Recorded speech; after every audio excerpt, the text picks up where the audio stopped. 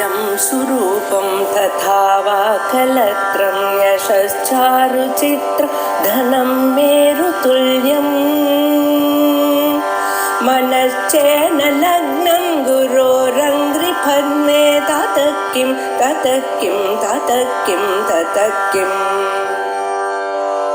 कलत्रं धनं पुत्रपौत्रादि सर्वं गृहं बान्धवा सर्वमेतद्विजातम्।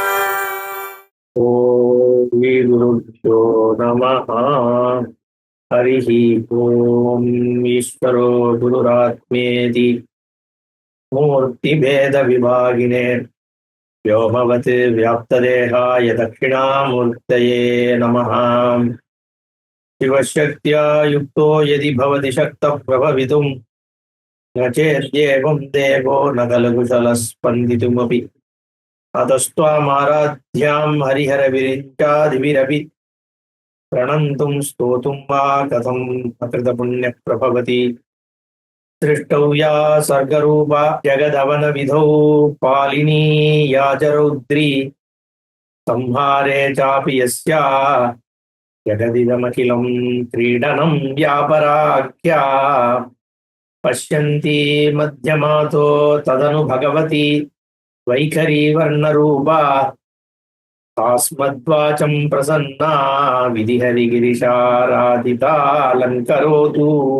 श्री தேவி பாகவதம் உத்தமமான புராணங்கள் உபபுராணங்கள்ல ஒரு உன்னதமான புராணம். சிருஷ்டி ரூபமாக, மோட்ச ரூபமாக, மாத்ரு ரூபமாக, ஆதார ரூபமாக இந்த லோகம் முழுக்கத்தையும் பாலனம் பண்ணி கொண்டு அவளே இதை சிருஷ்டி பண்ணி விதி பண்ணி சம்ஹாரம் பண்ணி கொண்டு இருக்கக்கூடிய இந்த அம்பாள் ஒரு லீலையாக, ஒரு விளையாட்டாக இந்த ஜெகத்தை முழுக்க இயக்கின்ற பரபிரம்மஸ்வரூபம் அபரஸ்வரூபம்னு ரெண்டுமாகவே சாட்சாத் அந்த லலிதா பரமேஸ்வரியே இருக்கா. அந்த அம்பாளுடைய அனுகிரகத்தினாலதான் பிரம்மா விஷ்ணு மகேஸ்வராள்லாம் உலகத்தினுடைய சிருஷ்டி ஸ்திதி சம்ஹாரங்களை இயக்க முடிகிறது அப்படின்னு புராணம் ரொம்ப உயர்வாக சொல்றது. சௌந்தரலஹரியிலையும் அம்பாளினுடைய சக்தினாலதான் பரமேஸ்வரன் சக்தனாரார், சிவஹா சக்தியா யுக்தோ சக்தஹா பவதி அப்படின்னு சொல்லியிருக்கு. ஹரிஹர விரிஞ்சர்கள்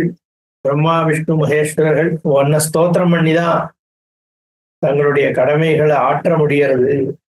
உன்னுடைய சக்தினாலதான் அவள்லாம் இயக்கத்தை பண்றான்னு பகவத்பாதாள் சௌந்தரலஹரியில ஸ்தோத்திரம் பண்ணியிருக்கா. அப்பேற்பட்ட இந்த அம்பாளினுடைய தேவி பாகவதம் முழுக்க பார்ப்போமான்னு தெரியல. யதாசக்தி இந்த வசந்த நவராத்திரியை ஒட்டி ஸ்லோக ரூபமாக முடிஞ்ச வரைக்கும் பார்த்துட்டு ஒரு சாராம்சத்தை பார்ப்போம். ஏன்னா மொத்த பாகவதமும் சொல்றதுன்ற சங்கல்பத்தை எடுத்துட்டு ஆரம்பிச்சோம்னா அது பூர்த்தி பண்ணணும். நம்ம 19 ஒரு 9 நாள்ல நவாகமா இந்த பாகவதத்தை சாராம்சத்தை சொல்றதா இப்போ சங்கல்பிச்சுக்கல. அந்தந்த ஸ்கந்தத்துல அந்தந்த அத்தியாயத்தை எடுத்து அதுல இருக்க ஸ்லோகங்களை சொல்லி அதுல என்ன சொல்லப்படுறது, மூல தாத்பரியம் என்னன்னு சொல்ல ஆரம்பிக்கிறோங்கிறதுனால இது கிரந்த கணக்கா வச்சுக்காம நாள் கணக்கா வச்சுட்டு இத்தனை நாள் இதுல நம்ம அனுபவிக்கிறோம் அப்படின்னு எடுத்துட்டு ஏதாவது ஒரு லாஜிக்கல் பாயிண்டோட நிறுத்திக்கிற மாதிரி ஒரு சங்கல்பம் பண்ணிப்போம். அது வரைக்கும் எத்தனை முடியறதோ அம்பாள் அனுகிரகம் பண்ணுவா. அம்பாளோட அனுகிரகத்துல நம்ம பார்க்க முடிஞ்ச அளவுக்கு இப்ப பார்ப்போம். அப்புறம் போக போக அனுகிரகம் எப்படி இருக்கோ அதுபடி இது நடக்கும். பிரதமஸ்கந்தः ரத பிரதமோऽध्यायः. ஓம் சர்வசைதன்ய ரூபாம் காமாத்யாம் தேவீம் ச தீமஹி புத்திம் யானः பிரச்சோதயாத். இந்த இடத்துல அம்பாள் ஒரு காயத்ரியாகவே உபாசனா மந்திரத்தோட ஆரம்பிக்கிறது இந்த தேவி பாகவத். சர்வ சைதன்ய ரூபாம் தாம், சர்வ ரூபம் சைதன்ய ரூபம் ரெண்டுமாகவும் இங்க அம்பாள் பார்க்கப்படும். சர்வம்னு சொல்லும் பொழுது எதெல்லாம் இன்னைக்கு இருக்கோ, ஏற்கனவே இருந்ததோ, இனிமே வரப்போறதோ, காலத்தினால அளவிடக்க முடியாதது, பொருள்கள்னாலும் அளக்க முடியாதது, தேசத்தினாலும் இடங்கள்னாலும் இது அதுன்னு சொல்லி இங்க இருக்கா, இங்க அம்பாள் இருக்கா, அங்க இல்லை அப்படின்னு சொல்ல முடியாதது. இப்படி சர்வமாகவும் இருக்கிறது அம்பாள். அது எப்படி சர்வமாகவும் இருக்கா அம்பாள்? சர்வமாகும்னு சொல்லும் பொழுது இப்போ அம்பாள்ன்றது ஒரு தனிப்பட்ட ரூபம் இல்லையா அப்படிங்கிற கேள்வி வர்றது. ஒருவேளை சர்வ அந்தர்யாமின்னு சொல்றோமோ? வெளியில சூரியன் தெரியறது, சந்திரன் தெரியறது, மரம் தெரியறது, மனுஷர்கள்லாம் தெரியறா, அதுக்குள்ளலாம் அம்பாள் உட்கார்ந்துருக்கா அப்படின்னு எடுத்துக்கிறதா? அதுவும் எடுத்துப்போம். ஆனா அது மட்டும் இல்ல அம்பாள். ஏன்னா அது மட்டும் அம்பாள் உள்ள இருக்கிறது தான் அம்பாள்னா அப்ப வெளியில இருக்கிறதெல்லாம் அம்பாள் இல்லைன்னு ஆயிடும். சர்வம்னு சொன்னா வெளி உள் எல்லாத்தையும் கடந்ததுன்னு கூட சொல்ல முடியாது, எல்லாத்தையும் உட்கொண்டதாக இருக்கணும். அப்பதான் அது சர்வமா. அதே மாதிரி காலத்தினாலேயும் நேத்திக்கு இல்ல இன்னைக்கு இருக்கு நாளைக்கு இல்லைன்னு சொல்ல முடியாது. ஏற்கனவே இருந்தது இப்ப இல்ல அம்பாள், ஏற்கனவே அம்பாளா இருந்தது இன்னைக்கு உலகமா ஆயிடுத்து எனக்கு தெரியறது, அப்படி சொல்ல முடியாது. சர்வம்ன்ற ஒரு பதம் என்னைக்கும் அதுதான், எல்லாமும் அதுதான், எப்பொழுதும் அதுதான் இல்லையா?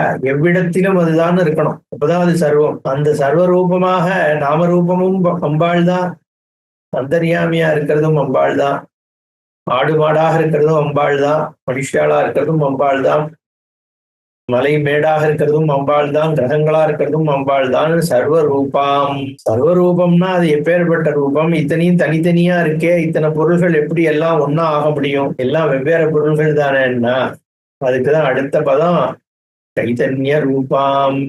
இத்தனை பொருள்கள் இருக்குங்கிறது ஒரு சைதன்ய பிரகாசத்தினாலதான் அதெல்லாம் இருக்கு. அந்த பிரகாசம்தான் இத்தனையாகவும் இருக்கு அப்படின்றதுனால அந்த சைதன்ய ரூபமே அம்பாள் தான். அவள் எப்ப இருந்தா, எப்பேந்து இருக்கான்னா ஆத்யாம் தேவீம். அவள் தான் எல்லாத்துக்கும் காரணம்னு அர்த்தம். காரணம்னா எல்லாவும் எதிலிருந்து தோன்றியதோ அதுதான் காரணம்.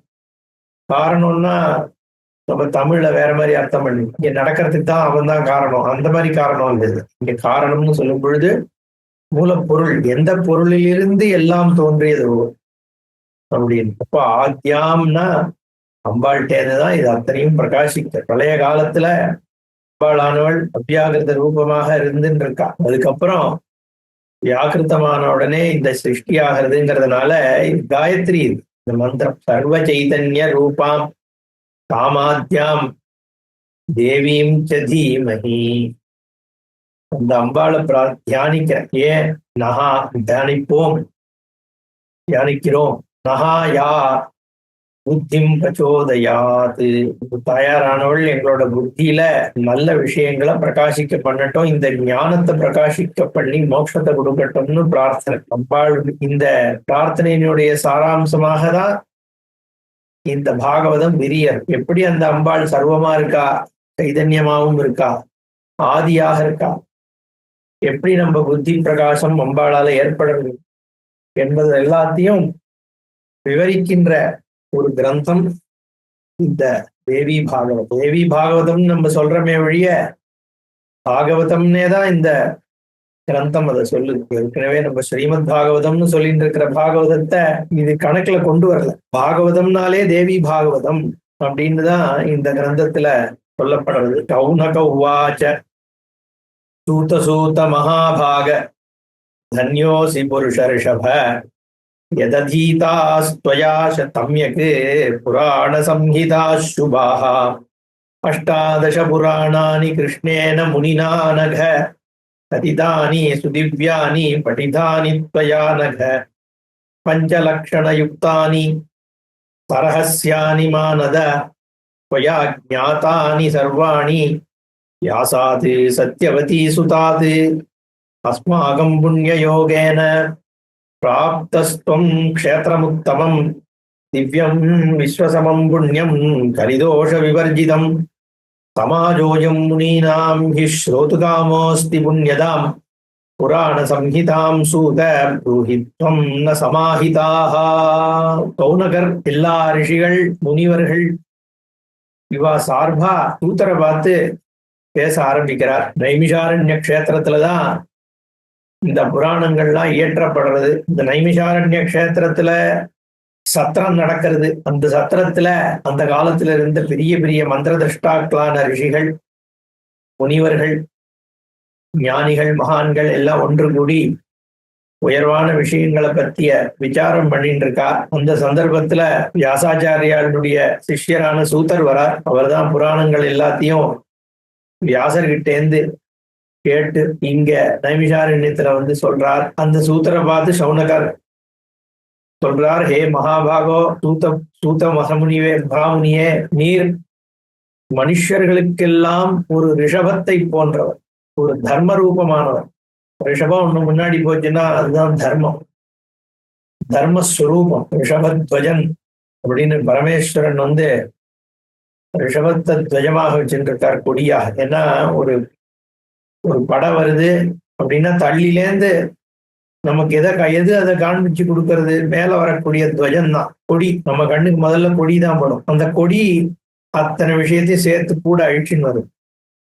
அப்ப அந்த பகவானை எது அழிச்சின்னு வருது? தர்மம் தான் அழிச்சின்னு வருது. எங்க தர்மம் இருக்கோ அங்க பகவான் வரார். அதனால தர்மத்வஜமாக ரிஷபத்வஜம் அப்படின்னு சொல்லப்படும். அப்படி இங்க சூத மகா முனிவர் புருஷர்கள் மத்தியில ரிஷபத்தை போல தர்ம ரூபமானவர், தர்மத்தை தாங்கிண்டு வரக்கூடியவர். இவர் சௌனகர் சொல்றார், நீங்கள் நல்ல விதமான புராணங்கள் சங்கீதைகள் எல்லாத்தையும் அத்தியனம் பண்ணிருக்க, தாரத்தை புரிஞ்சுட்டு இருக்க. கிருஷ்ணத்வைபாயனர் என்கின்ற வியாசாச்சாரியால் கிட்டேந்து இந்த 18 புராணங்களை கேட்டவர்கள். எப்பேற்பட்ட புராணங்கள், திவ்யமான புராணங்கள், பிரகாசிக்க பண்ணக்கூடிய புராணங்கள், எல்லாரையும் உத்தரணம் பண்ணக்கூடிய புராணங்கள். அது சாமான்யமா எல்லாருக்கும் கிடைக்கிறது இல்லையே. வியாசஸ்ய முகேன வாங்மயம் அமிர்தம் ஜெகத் பிபதி வியாசோத்கலிதம் அப்படின்னு சொல்லி, வியாசோத்கலிதம் வாங்மயம் அமிர்தம் ஜெகத் பிபதின்னு உத்கலித அமிர்தம். வியாசாச்சாரியால் என்னெல்லாம் சொன்னாரோ அந்த அமிர்தம் தான் உலகம் இன்னைக்கும் குடிச்சுட்டு இருக்கு. 18 புராணமாகட்டும், பகவத்கீதை ஆகட்டும், மகாபாரதமாகட்டும், பிரம்மசூத்திரங்கள் ஆகட்டும், வியாசர் என்ன சொன்னாரோ அதுதான் அமிர்தம். அப்பேற்பட்ட வியாசாச்சாரியால் திவ்யமாக கொடுத்த இந்த பாடங்களை நீங்க படிச்சிருக்கேன். ரொம்ப ரகசியமான கிரந்தங்கள் இவை எல்லாம், எல்லாருக்கும் கிடைச்சிடாது. ஏன் ரகசியம்? நான் சாமான்யமா சொல்லவும் மாட்டா, சொன்னாலும் புரியாது. தத்துவார்த்தங்கள் புரிஞ்சுக்கணும்னா அதுக்கு ஒரு பரிபக்குவம் வேணும் இல்லையோ? எல்லாருக்கும் அதை சொல்றோம், எல்லாரும் புரிஞ்சுக்கிறாளா? யாருக்கு பாக்கியம் இருக்கோ, அம்பாளோட கடாட்சம் இருக்கோ, அவதான் புரிஞ்சுக்கிறான். எல்லாரும் சத்சங்கத்துக்கு வராளா? உபன்யாசம் வைக்கிறோம், பாகவதம் கேட்கலாம் வராளோ? யாருக்கு பாக்கியம் இருக்கோ அவதான் வரப்போ. உட்கார்ந்தாலும் புத்தி அதுல இருக்கணும். யாரோ வர சொன்னா, மாமியை வர சொன்னா, அதனால உட்கார்ந்து இருக்கோம்னா மனசு அதுல லைக்கணும் இல்லையோ? லைக்காவும் போறாது, புரியணும். இதெல்லாம் ரொம்ப கஷ்டமா இருக்கு. இவர் என்னத்தையோ சொல்றாரு. அப்போ ரகசியம்னு பேர், சிதம்பர ரகசியம்னு சொல்லு. நேரம் இருக்கு, ஆனா என்னன்னு தெரியல. ஸ்கிரீனை திறந்து காமிக்கிறா, ஆனா தெரியலையே அது என்ன தாற்பயம், புரியலையே எனக்கு. உண்மை இல்லையே, வெறும் வில்வமாலதான் போட்டிருக்காருன்னா அதுதான் ரகசியம். செவத்துக்கு பின்னாடி அதை மறைச்சு வச்சிருக்கான்னு அர்த்தம் இல்ல. கண்ணுக்கு நேரம் இருக்கு, ஆனா தெரியல. அந்த மாதிரி உயர்ந்தமான விஷயம் பரிபக்குவம் எப்ப இருக்கோ அப்ப அது தெரியும். அதனால அது ரகசியம்னு சொல்ல. அப்பேற்பட்ட ரகசியத்தை 5 லட்சணத்தோட நீர் கேட்டீர். சௌனகர் சொல்றார் சூத்தர், எல்லாம் வியாசனுடைய வாயிலிருந்து கேட்டு அறிந்தவர் நீர். துவயா ஞாதானி சர்வாணி. ஏன்னா நீங்கள் பெரிய கமதா உடையவர், யோக்கியதாம்சம் உடையவர். அதனால நீங்க இத அறிந்தீர். வியாசாத்து சத்யவதி சுதா நமஸ்தே பராசர சூனும் சத்யவதி ஹிருதயநந்தனோ வியாசகா அப்படின்னு ஒரு ஸ்லோகம். வியாசாச்சாரியால் பராசரனுடைய புத்திரன்னு சொல்றதை விட சத்யவதி சுத்தர் அப்படின்னு தான் சொல்லப்படுவார். அயோனிஜன்னு கூட ஒரு பெயர் உண்டு. அந்த க்ஷணத்துல தோன்றினார் அவர் பராசரனுடைய அந்த ஜோதிஷ சம்பந்தத்தினால. ஆனாலுமே சத்யவதி சுதர்னு பெயர். அஸ்மாகம் புண்ணியயோகேன பிராப்தகா துவம் க்ஷேத்திரம் உத்தமம். இந்த நைமிஷாரண்ய வனத்துக்கு நீங்க வந்திருக்கேன்னா அது எங்க பாக்கியம். நாங்க ஏதோ புண்ணியம் பண்ணோம், நீங்க வந்துட்டேள். அப்படி உங்களை தரிசனம் பண்ற பாக்கியம் எங்களுக்கு கிடைச்சிருக்கு. ஏன்னா கலிதோஷத்தை நீக்கக்கூடிய ஒரு சந்தர்ப்பம் இப்ப ஏற்பட்டிருக்கு. கலிபுருஷனுடைய தாண்டவம் மக்களை தொடாம இருக்கணும்னா நீங்க சொல்ற இந்த புராணங்கள் அவ காதுல விழ விழ கலிதோஷமானது நிவர்த்தியாக போறது. அதனால ரொம்ப மகா புண்ணியம், திவ்யம் விஸ்வசமம் புண்ணியம் கலிதோஷ விவர்ஜிதம் சொல்றார். சமாஜோயம் முனீனாம் ஹி ஸ்ரோது காமோஸ்தி புண்ணியதாம் புராண சம்ஹிதாம் சூதப்ரூஹித்வம் ந சமாஹிதः தீர்காயுர்பவ சர்வத்ர தாபத்ரய விவர்ஜிதः கதயாத்ய மகாபாக புராணம் பிரம்ம சம்மிதம் ஸ்ரோத்ரேந்திரியயுதாः சூத நராः ஸ்வாத விசக்ஷணாः ஷృण्वन्ति புராணானி வஞ்சிதா விதினா ஹி தே யதா ஜிஹ்வேந்திரியாஹ்லாதः ஷட்சரசைः பிரதிபத்யதே ததா ஸ்ரோத்ரேந்திரிய ஆஹ்லாதோ வச்சோபிஸ் சுதீயாம் ஸ்ருதः அஸ்ரோத்ராः பணினः காமம் முஹ்யந்தி நபோ குணைः சகர்ணாயேன ஷృण्वन्ति தேப்ய கர்ணா கதம் நச்சா சொல்றார். இந்த முனி சமூகம் இருக்கே,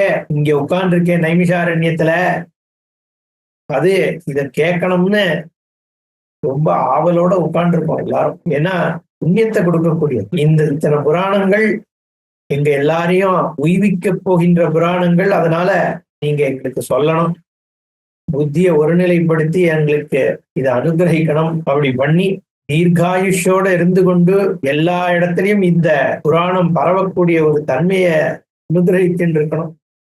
ஏன்னா இது திரயங்களையும் நீக்கக்கூடியது. இந்த 3 விதமான ஆத்தியாத்மிக, ஆதிபௌத்திக, அதிதெய்வதம்னு 3 விதமான தாபங்கள் உண்டுன்னு சொல்றது. கஷ்டங்கள் நமக்கு எப்படி ஏற்படுறது? சுத்தி இருக்கக்கூடிய விஷயங்கள்னால ஏற்படுறது ஒரு விதமான தாபம், ஆதிபௌத்திகம்னு பெயர். நம்மளாலேயே நமக்கு ஏற்படக்கூடிய கஷ்டம், நம்ம புத்தி நமக்கு கஷ்டத்தை கொடுக்கறதும் அதிகமான கஷ்டம் நம்ம புத்தியிலேருந்து தான் வருது. 3வது அதிதெய்வத்தம், கண்ணுக்கு தெரியாத விஷயங்கள், சுவாமியுடைய நம்ம புண்ணியபாப காரணங்கள்னால் நமக்கு ஏற்படக்கூடியது. 3த்தையும் தாபத்திரயம்னு பேர் சொல்றது. அது இல்லாத தன்மையை கொடுக்கக்கூடியது இந்த புராணம். பிரம்மாவனுடைய அனுகிரகத்தினால ஏற்பட்டது. இது சுவையோடு கூடியது வேற, காதுக்கும் இனிமையா இருக்கும் புராணம். ஸ்ரோத்ரேந்திரிய யுதா சூத நராகா சுவாத விசக்ஷணா. என்ன காதிற்கு இனிமையான இந்த புராணம் கேட்டு கேட்க கேட்க காது வழியா அந்த தேன் உள்ள போகுது.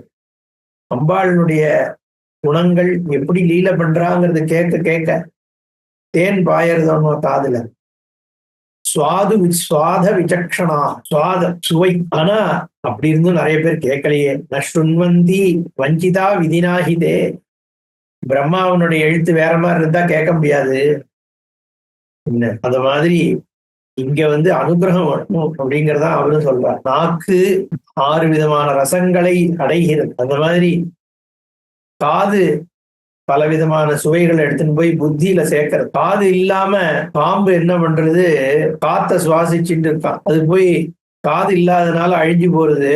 ஆனா மனுஷன் இருக்கானே, காது இருந்தும் இந்த புராணத்தை கேட்கக்கூடிய ஒரு வாய்ப்பு இருந்தும் கேட்காம இருக்கும் பொழுது காது இல்லாதவனுக்கு சமமாக தான் இருக்கான்னு சொல்றார். சகர்ணா ஏன ஷృण्वन्ति ஏப்ய அகர்ணா கதம் நச்சா. அதனால எங்களோட பாக்கியம் இதை கேட்கக்கூடிய ஒரு பாக்கியம் இருக்கு. எல்லா மனுஷாலும் அந்த பாக்கியத்தை அடையணும்னு நீங்க சொல்றார். அத சர்வே த்விஜா சௌமிய ஸ்ரோதுகாமா சமாஹிதா வர்த்தந்தே நைமிஷாரண்யே க்ஷேத்ரே கலிபயார்த்திதாக.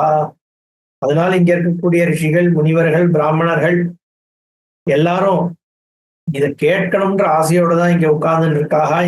உட்கார்ந்து இருக்கிறார்கள் இந்த நைமிஷாரண்ய க்ஷேத்திரத்துல. கலி வரப்போறது, கலி காலம் வரப்போறதுங்கிற பயத்துல எதடா பிடிச்சிப்போம். ஏன்னா சில விஷயம்லாம் நம்மளை பிடிச்சி விட்டுனா விடாது. நம்ம சுதாகரிச்சுக்கணும். முதல்லயே உலகத்திலே பாக்குறோம் இல்லையா, செல்போன் அடிக்ஷன் வந்தாச்சுதான், வெளில வர முடியுமோ ஈஸியா? சோசியல் மீடியா அடிக்ஷன், குழந்தையெல்லாம் இப்ப எத்தனை பேருக்கு அந்த பிரச்சனை இருக்கு. அவளை வெளியில எடுத்துட்டு முடியறதோ ஈஸியா? முடியாது. அதனால வரத்துக்கு முன்னாடியே அதை தடுத்துடும். வருமுன் காப்பது அறிவுன்ற மூல்யம். அந்த மாதிரி இவெல்லாம் கலிபயார்த்திதாக நைமிஷாரண்ய க்ஷேத்ரே ஸ்ரோதுகாமாகா. இந்த புராணத்தை கேட்கணும்னு ஆசைப்படுறாளாம் கலிபயத்திலிருந்து விடுபடுறதுக்காக. ஏனகேனாப்யுபாயேன காலாதிவாகனம் ஸ்ருதம் வியசனைரிக மூர்க்கானாம் புதானாம் சாஸ்திர சிந்தனை சாஸ்திராணி அபி விசித்ராணி ஜல்பவாதயுதானி ச த்ரிவிதானி புராணானி சாஸ்திராணி விவிதானி ச விதண்டா சலயுக்தானி கர்வாமர்ஷகராணி ச நானார்த்தவாத யுக்தானி ஹேதுமந்தி மிருகந்திஜாம். இந்த கலியை எப்படிடா தாண்டதுன்னு தேடினான். சில பேர் இது கலியும் இல்லை ஒன்றும் இல்லை, நான் ஏதோ இருந்துட்டு போறேன்ட்டான். மூர்க்கன்லாம் தெரியும். அவனை விடு. புத்தர் புத்திசாலிகள்லாம் என்ன பண்றான்னா சாஸ்திரத்தை வச்சுட்டு வாதம் பண்ணிட்டு இருக்கானோ. ஜல்பவாத யுத்தானிச்ச. தர்க்கம் சரியா, மீமாம்சம் சரியா, வைசேஷிகம் சரியா, நையாயிகம் சரியா, சார்வாகம் சரியா, பௌத்தம் சரியா, கணிக விஞ்ஞானம் சரியா, ஜெயினம் சரியா, விசிஷ்டாத்வைதம் சரியா, எதுப்பா சரி இப்படின்னு உட்கார்ந்து தினம் விசாரம். நான் தப்பு, நீ தப்பு, என்ன நீ சொல்றது இதை நான் ஒத்துக்க முடியாது, அதை ஒத்துக்க முடியாது, நான் தான் கரெக்ட், இப்படி இருக்கு. விதண்டா சலயுக்தானி கர்வாமர்ஷ கராணிச்ச. கர்வத்தை ஏற்படுத்த எந்துதான் சரி, நான் தான் எப்படி தர்க்கத்துல பேசுறேன் பாரு, எப்படி வியாகரணத்துல பேசுறேன், இப்படி போயிட்டு இருக்கு. அதுவும் ஒரு விதத்துல சம்சாரம் தானே. அதனாலதான் பஜகோவிந்தத்துல நகி நகி ரக்ஷதி டுப்ரிஞ்சுகரணேன்ன. டுப்ரிஞ்சுகரணேன்னா என்ன நிறைய பேருக்கு தெரியாது. வியாக்கரணம், இலக்கணம், சமஸ்கிருத இலக்கணம் இருக்க, அதுல திருத்து கிருன்ற பிரத்யம், கிருன்ற தாத்து ரூட்டு, அதுக்கு காரணம்னு அர்த்தம். செய்தல். திரு எங்கெல்லாம் வருதோ அங்க செய்தல் அர்த்தம். கரோதி காரியம் சொல்ற மூலியம். காரியம்னா செய்யப்பட வேண்டிய விஷயம் அப்படின்னு அர்த்தம். காரன்னா செய்கின்றவன் அர்த்தம். பால்காரன். பால்காரன் பொதுவா பால் செய்யறானு, ஆனா பொதுவா காரன்றது அந்த அர்த்தம் தான். கடகாரகா பட்டகாரகான்னு சமஸ்கிருதத்துல சொல்றோம், செஞ்சு கொன்றவன். அதனால அதுக்கு அந்த கிருன்னா செய்தல்னு அர்த்தம். அப்போ அந்த வியாக்கரணங்காரன் என்ன பண்றான், இலக்கணம் படிக்கிறவன் இதை உட்காந்து மனப்பாடம் பண்ணிட்டு இருக்கானா. இவர் பார்த்தார், என்னடா அது இதை போய் படிச்சுட்டு இருக்கியே, இதுவா உன்னை காப்பாத்த போறது? காரியத்துக்கு கிருன்னு சொன்னா என்ன, திருன்னு சொன்னா என்ன இல்லையா? ஏதோ கிருன்னு வச்சிருக்கு, ரைட்டு.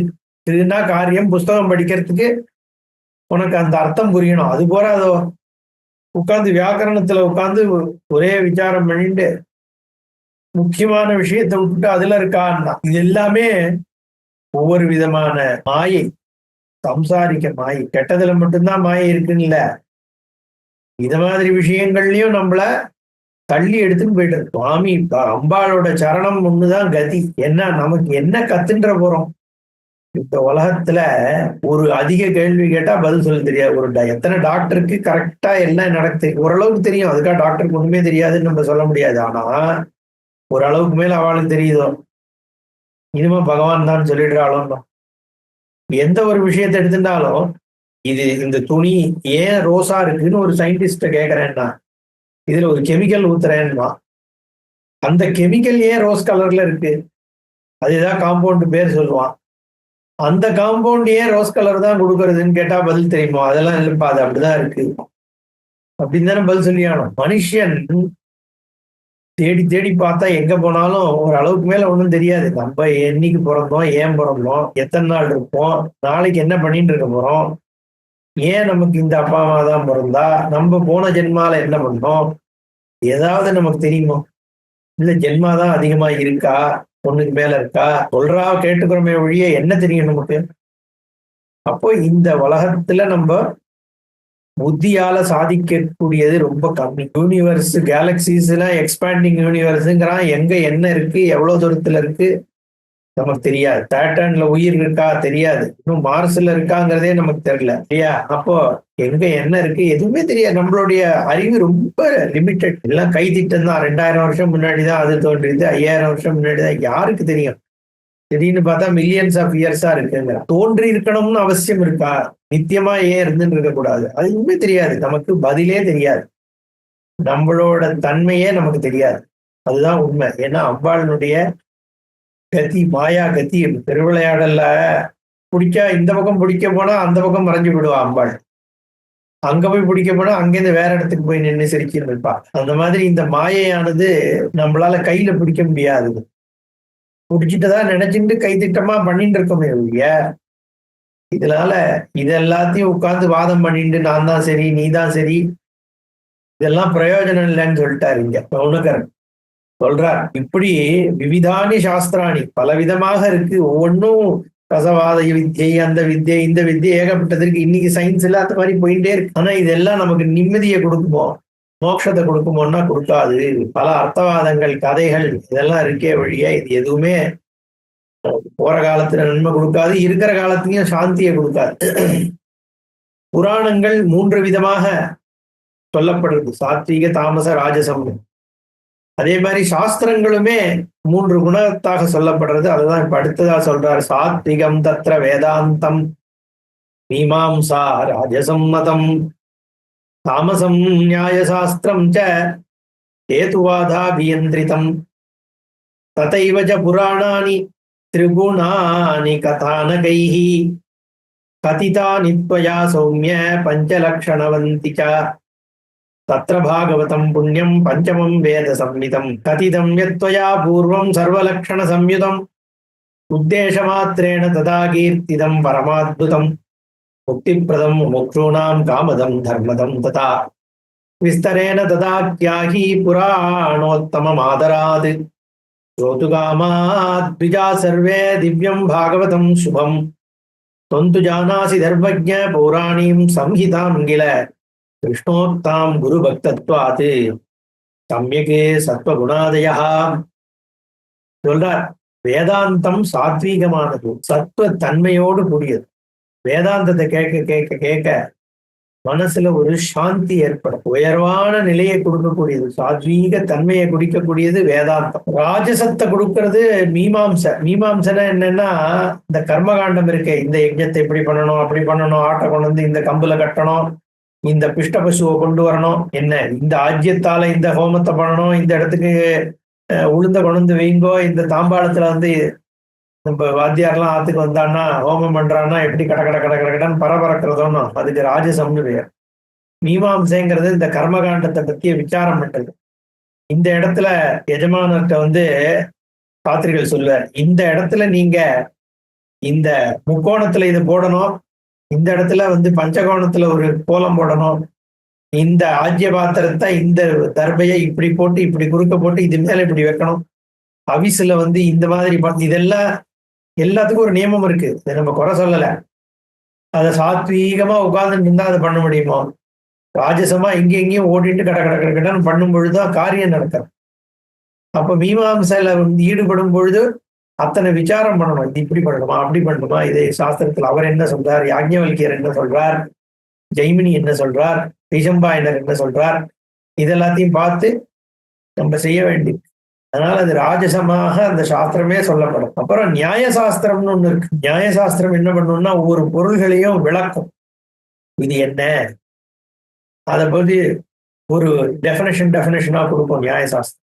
சப்த பதார்த்தாக அப்படின்னு சொல்லி மொத்தம் உலகத்துல 7 பதார்த்தங்கள் இருக்கு, ஒவ்வொரு பதார்த்தம் என்னென்ன, அதை எப்படி டிஃபைன் பண்ணணும் அப்படின்லாம் சொல்றதுக்கு நியாயசாஸ்திரம்னு பெயர். அது தாமசமான குணத்தோடு கூடியது இப்படி சொல்லப்படுறது. அதே மாதிரி புராணங்களும் 3 குணங்களோடு சொல்லப்படுறது.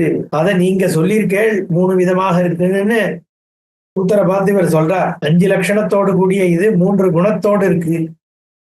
அந்த புராணங்கள்ல இந்த பாகவதம்ன்ற புராணம் இருக்கே, இங்க பாகவதம்ன்றது தேவி பாகவதம் தான். இந்த தேவி பாகவதமானது 5வது வேதத்துக்கு சமமாக சொல்லப்பட்டது. தத்ர பாகவதம் புண்ணியம் பஞ்சமம் வேத சம்ஹிதம் கதிதம் துவயா பூர்வம் சர்வலக்ஷண சம்யுதம். எல்லா லட்சணங்களோடு கூடியது இந்த புராணம். அதனால இது வேதத்திற்கு ஒப்பு. சில விஷயங்கள்ல வந்து எல்லா லட்சணமும் இருக்கணும், எல்லா ரசமும் இருக்கு ராமாயணத்துல அப்படின்னு சொல்றது உண்டோ இல்லையா? அத்தனை ரசங்களும் இருக்கிறதுனால அது அத்தனை ரசங்களும் இருந்தா அதுக்கு மகாகாவியம்னு பேர். ராமாயணத்தை வந்து ராமாயண மகாபாரதாதிகள் அப்படிதான் சொல்லப்படும். ஏன்னா நவரசமும் உண்டு ராமாயணத்துல அப்படின்னு சொல்றது.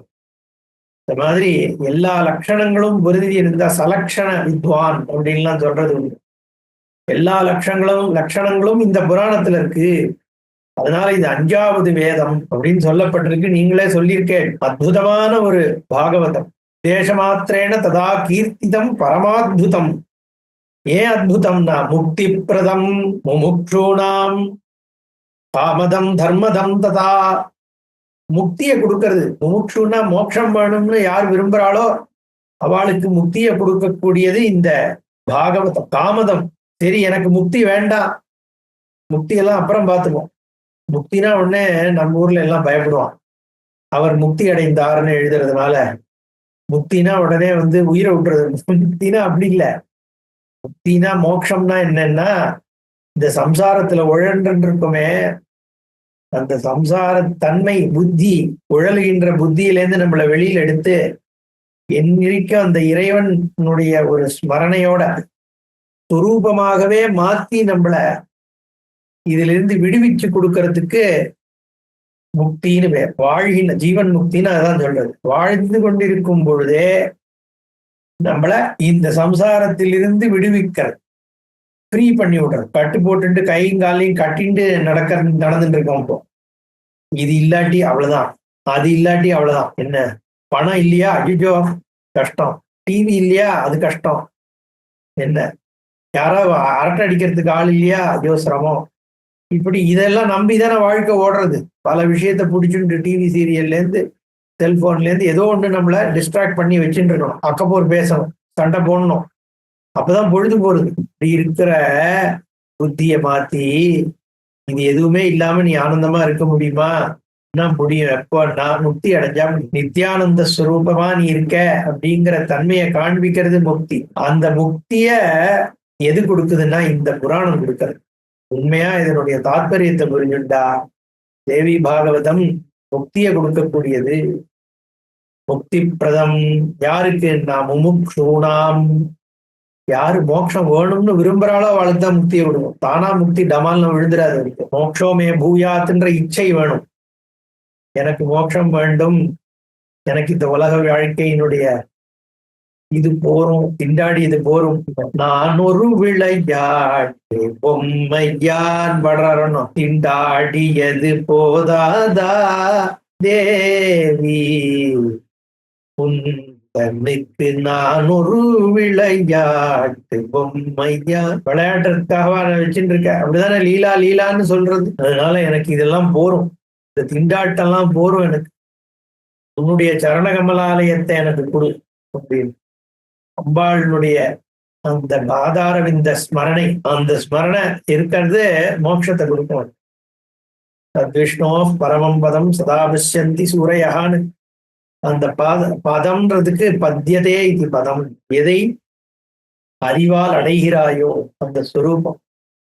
அதுதான் அம்பாளுடைய பதம். எங்க இருக்கு? எங்கேயோ கைலாசத்துல இல்லை, நமக்குள்ளேயே இருக்கு. அது யாருக்கு கிடைக்கிறது? இந்த முமுட்சுக்கள் மோட்சம் வேணும்னு விரும்பி இந்த தேவி பாகவதத்தை படிக்கிறவாளுக்கு முக்தியை கொடுக்கக்கூடியது இந்த தேவி பாகவதம். அது மட்டும் இல்லை, மோட்சம் தான் வேணும்னு கேட்கல, அவனுக்கு விருப்பத்தையும் கொடுக்கறதான். தாமதம் ஆசைப்படுற விஷயங்களை கொடுக்கறது. எனக்கு முமுட்செல்லாம் வேண்டாம் சார், எனக்கு ஏதோ உலகத்துல நாளைக்கு ஒரு ப்ரமோஷன் வேணும், 4 பைசா அதிகமா வேணும் அப்படிங்கிறியா, அதையும் கொடுக்கும்.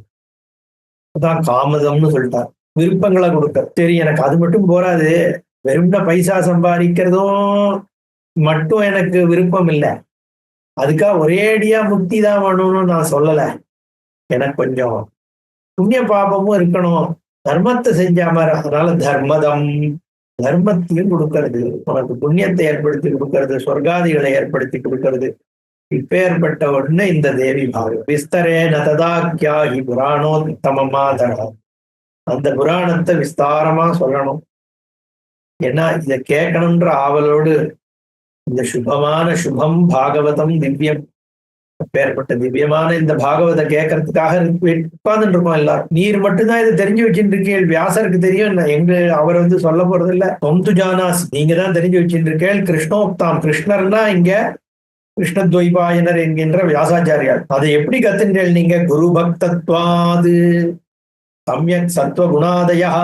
ஏன்னா இவர்கிட்ட என்ன இருக்கு? ஏன் இவருக்கு சொன்னார்? ஏன்னா இவருக்கு சாத்வீக குணம் இருந்து, அது மட்டும் இல்லாமல் குரு பக்தி இருந்தாதான் இதெல்லாம் கிடைக்கும். குரோ பரதரம் நாஸ்தி தஸ்மை ஸ்ரீ குரவே. குருதான் ஞான போதம் பண்ணக்கூடியவர். குரு உபதேசிக்கின்ற ஞானம்தான் மோட்சத்தை கொடுக்கும். சத்குருன்னு யாரு இந்த விஷயங்களை சொல்றதுக்கு ஒரு சாத்வீக தன்மையோடு இருக்காரோ, அந்த குருவை சரணம் அடைஞ்சி அந்த குரு வழியாக இந்த விஷயங்களை கேட்டு அறியும் பொழுது மேன்மை ஏற்படுறது. அத மாதிரி ஒரு தன்மையோட நீங்க இருக்கே அப்படின்னு சொல்றார் சௌனகர் சுக்கரப்பா. குரு பக்தத்வாத் சம்யக் சத்வ குணாதயா. உங்களுக்கு இந்த குணங்கள்லாம் இருக்கிறதுனாலதான் வியாசாச்சாரியால் உங்களுக்கு இதை சொன்னார். கீதையில பகவான் சொல்றார், தத்வித்தி பிரணிபாதேன பரிப்பிரஷ்னேன சேவையா உபதேக்ஷந்தி தே தத்துவதர்ஷினஹா ஞானம். நீ அவளுக்கு சேவை பண்ணு, குருபக்தி பண்ணு, கரணடை, அப்புறம் கேள்வி சந்தர்ப்பம் பார்த்து கேட்டேன்னா அவ சொல்லி கொடுப்பான்னு சொல்லுவோம். அது மாதிரி இங்க வியாசாச்சாரியால் சொல்ல நீங்க கேட்டேன், புத்தானி அஞ்ஞானி சர்வஜ தொன்முகான் நிஸ்ருதானிச்ச. மற்ற புராணங்கள்லாம் கேட்டுட்டோம், ஆனா திருப்தி வரலையே எங்களுக்கு. நைவ திருப்தியும் பிரஜாமகா, திருப்தி ஏற்படல. ஏன்னா அம்பாளுடையது கேட்காம எங்க திருப்தி ஏற்படும்? சுதாபானே அமராயதா, தேவர்களுக்கு எவ்வளவு அமிர்தத்தை பரியினாலும் திருப்தி வரலையா, இன்னும் முடிக்கணும் இன்னும் முடிக்கணும்ன்ற. சுதாபானே அமராயதா, சுதானா மதுவும் எடுத்துக்கலாம், அமிர்தம் எடுத்துக்கலாம். அதனால அவ எப்படி அதுக்குள்ள திருப்தி அடையாம இருக்காளோ அந்த மாதிரி இந்த புராணாமிர்தத்தை கேட்டா கேட்டுட்டே இருக்கலாம்னு தோன்றதே ஒழிய திருப்தி வரமாட்டேன்றது. அந்த திருப்தி வரக்கூடியதாகிய ஒரு புராணம் இன்னும் நீங்க எங்களுக்கு சொல்லலைன்னு ஆச்சு. பசி போகிற வடைய குடுறான்னா, பசிய போக்குற வடைய குடு, பைசா தரேன்னா ஹோட்டலுக்கு ஒண்ணு போட்டான், பசி போல, இன்னும் கொடு இன்னும் கொடு. ரெண்டாவது போட்டான், இன்னும் கொடு இன்னும் கொடு. 7வது வடையில தான் பசி போச்சு. திருப்தி அப்பதான் வந்தது. சொன்னா 7வது வடை தான் எனக்கு பசியை போக்கித்து, நீ கொடுத்த 6 வடைனால எனக்கு பிரயோஜனம் இல்லை, 7வது வடைக்கு மட்டும்தான்டா நான் காசு கொடுத்தேன். வடை உன் 7வது வடைக்கு திருப்தி வர்றதுக்கு காரணம் 6 அதுக்கு முன்னாடி சாப்பிட்டுட்டேன்.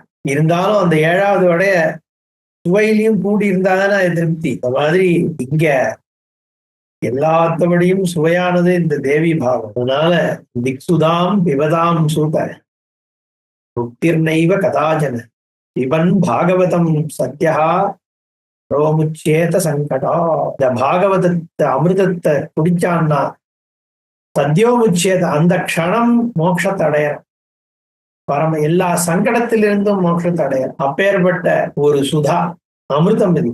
சுதாபான நிமித்தம் யத் கிருதா யஜ்ஞா சஹஸ்ரஷா ந சாந்திமதி கச்சாமஹ சூத சர்வாத்மனா வயம் மகானாம் ஹி பலம் ஸ்வர்கஹ ஸ்வர்காத் பிரத்யவனம் புனः ஏவம் சம்சார சக்ரே அஸ்மின்னே பிரமணம் நிரந்தரம் வினா ஞானேன சர்வஜ்ஞ நைவ முக்தி கதாஜன பிரமதாம் காலச்சக்ரேத்ர நராணாம் திரிகுணாத்மகே அத்தஹ சர்வரசோபேதம் புண்ணியம் பாகவதம் வத பாவனம் முக்திதம் குஹ்யம் முமுக்ஷூணாம் சதா பிரியம். சுதாபான நிமித்தம் யத் கிருதா யஜ்ஞாஹ சஹஸ்ரஷ, ஆயிரக்கணக்கான யஜ்ஞங்களை பண்ணி அமிர்தத்தை தேடுறோம். எத்தனையோ தேடிட்டோம் நாங்கள்லாம், முனிவர்கள் ரிஷிகள்லாம். நாங்க பண்ணாத யாகங்கள் இல்லை, யஜ்ஞங்கள் இல்லை, ஆயிரக்கணக்கில் பண்ணியாச்சு. ஆனா நசாந்தம் அதிகச்சாமஹா, சாந்தி கிடைக்கலையே. எவ்வளோ கர்மா பண்ணாலும் கர்மால சாந்தி கிடைக்காது. கர்மால சாந்தி கிடைக்குமா? காரியம் பண்றதுனால சாந்தி கிடைச்சிருமோ? எத்தனை சினிமா பார்க்குறோம் சாந்தி கிடைக்கிறதோ, எத்தனை டிவி சீரியல் பார்க்குறோம் சாந்தி கிடைக்கிறதோ, அரசியல் இவன் ஜெயிக்கணும் அவன் ஜெயிக்கணும்னு பண்றோம் சாந்தி கிடைச்சுதா? கிரிக்கெட் மேட்ச் எத்தனை வேர்ல்ட் கப் வின் பண்ணாலும் சாந்தி கிடைக்கிறதா? எதுலையுமே சாந்தி கிடைக்காது.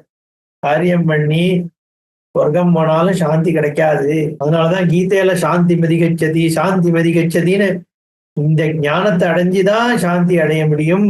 சசாந்தி மதிகச்சதிங்கிறார் பகவான் பல இடத்துல சொல்றார். வேற எப்படியுமே உனக்கு சாந்தி கிடைக்காதுடா, இந்த பகவத் ரூப ஞான சித்தினாலதான் உனக்கு சாந்தி கிடைக்கும். அதனால இவெல்லாம் சொல்றா, இத்தனையோ பண்ணி பார்த்துட்டோம் ஒன்னும் கிடைக்கல. சொர்க்கம் கிடைக்கிறது, ஆனா சொர்க்கத்திலயும் ஒரு சாந்தி இல்லையே. எல்லாம் சம்சார சக்கரத்துல சுத்தின்னு இருக்கு. ஏவம் சம்சார சக்கரே அஸ்மின் பிரமணம் நிரந்தரம், சுத்தி சுத்தி வருது. சுழல்ல ஏற்பட்ட சிக்கின ஒரு பூச்சி மாதிரி சுழன்று சுழண்டு வருது. சகடு மாதிரி, சக்கரம் மாதிரி.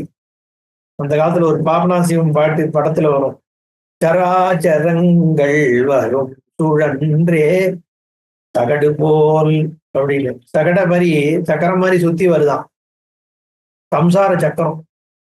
மனுஷன் இருக்கானே, ஃபுட்பால் இங்கேயும் எங்கேயும் உதப்பட்டு அங்கேயும் இங்கேயும் ஓடுறதோன்னு, அது மாதிரி தினம் ஒரு 1000 பிரச்சனை.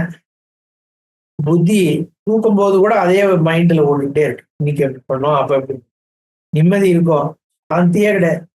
கடைசியில பைசா பிரயோஜனம் இல்லை. நம்ம எதுக்கெல்லாம் வாழ்க்கை முழுக்க கவலைப்பட்டோமோ ஏதாவது மீதி இருக்கு. இந்த மாதிரி கவலைப்பட்டு கோடானு கோடி ஜீவாத்மாக்கள் உலகத்துல வாழ்ந்துட்டு போயாச்சு. அதனால இந்த சம்சார சக்கரே அஸ்மின் பிரமணம் நிரந்தரம்னுட்டா. இதுக்கு முடிவு கிடையாது, வெளியில வர முடியாது. இதுல இருந்து எப்படி வரும்? ஒரு பூச்சி ஒண்ணு மாட்டின்றது சுழல்ல, ஆறுல சுழல்ல சுத்தி சுத்தி சுத்தி போயின்னு இருக்கு. அதால வெளியில வர முடியும். எப்படி வரும்னா, யாரோ வழிப்போக்கன் அதை பார்த்து அட பாவமே இப்படி மாட்டின்னு இருக்கேன்னு அவன் போய் எடுத்து வெளியில வச்சாதானே அது வெளில வர முடியும். அப்படி வைக்கிறவன் தான் குருன்னு பேர். ஏன்னா அந்த குரு வெளியில இருக்கார், இந்த சுழல்ல இல்ல. அவர் தான் சுழல்ல இருந்து ஒண்ணு எடுத்து வெளியில வைக்க முடியுது. நான் சொல்ல, சாஸ்திரம் சொல்றது. அப்படி வினா ஞானேன சர்வஜ நைவ முக்தி கதாஜன, இந்த ஞானம் இல்லாமல் முக்தி இல்லை. பிரமதாம் காலச்சக்கரே அற்ற நராணாம் திரிகுணாத்மகே, இந்த முக்குணங்களோடு கூடிய இந்த காலச்சக்கரத்துல சுழல்கின்றவர்களுக்கு ஞானத்தினாலதான் முக்தி. வைகுண்டத்துக்கு போய் உட்கார்ந்தாலும் முக்தி கிடைக்குமா? அங்கேயும் ஞானோபதேசம் பண்ணி பெருமாள் முக்தி கொடுத்தாதான் உண்டு. பிரம்மலோகத்துக்கு போய் உட்கார்ந்தாலும் பிரம்மா ஞானத்தை உபதேசிக்கிறார்னு சொல்றது சாஸ்திரம். பரமேஸ்வரன் என்ன பண்றார்? காசியில இருக்கிற உயிர்களுக்கு தாரகத்தை தாரகம்னா ராமநாமன்றார். ராமநாமன்றது தாரகம். அந்த இடத்துல இவே பிரம்ம ஐக்கிய போதத்தை பரமேஸ்வரன் பண்றாருன்னு சொல்றது சாஸ்திரங்கள். காசியில வெறும் ராமநாமத்தை பரமேஸ்வரன் சொன்னாலும் ராமநாமம் தான். அதுக்கு ஒரு விசேஷம் இருக்கு, அது வேற விஷயம். ஆனா மோட்சத்தை கொடுக்கறது பிரத்யக்ஷ மோட்சம், சாட்சாத் மோட்சத்தை எது கொடுக்கறது? ஜீவேஸ்வர ஐக்கிய ஞானம் தான் கொடுக்கும். அந்த ஞானத்தை பரமேஸ்வரன் அங்க அனுகிரகிக்கிறார். அதுதான் தாரகம். அதனால ஞானத்தினாலதான் முக்தி, வேற முக்தி கிடையாது. வேற எங்க போய் உட்கார்ந்தாலும் நான்ற ஒரு ஆள் இருக்கிற புத்தி இருக்கும் பொழுது, நான் வைகுண்டத்துல போய் உட்கார்ந்தாலும் என் புத்தியை நான் என்ன பண்றது? அதுதானே பிரச்சனை பண்றது. சுற்றி இருக்கிற ஆட்களோ இடங்களோ இந்த இடத்த மாத்தி இதோட உயர்வான இடத்துல உட்கார்ந்துட்டதுனால என்னுடைய எல்லா துக்கமும் போயிடுமா? அது வைகுண்டமாகவோ கைலாசமாகவோ பிரம்மலோகமாகவோ இந்திரலோகமாகவோ எதா இருந்தா என்ன?